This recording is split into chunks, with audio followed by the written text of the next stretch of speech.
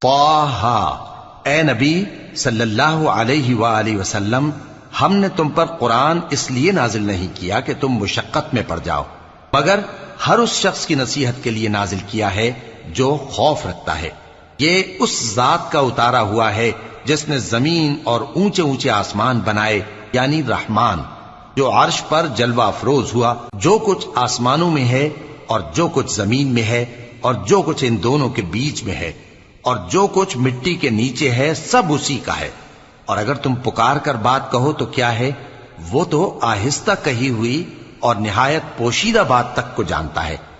اللہ وہ معبود برحق ہے کہ اس کے سوا کوئی معبود نہیں ہے، اس کے سب نام اچھے ہیں۔ اور کیا تمہیں موسیٰ کے حال کی خبر ملی ہے؟ جب انہوں نے آگ دیکھی تو اپنے گھر والوں سے کہا کہ تم یہاں ٹھہرو، میں نے آگ دیکھی ہے، میں وہاں جاتا ہوں، شاید اس میں سے میں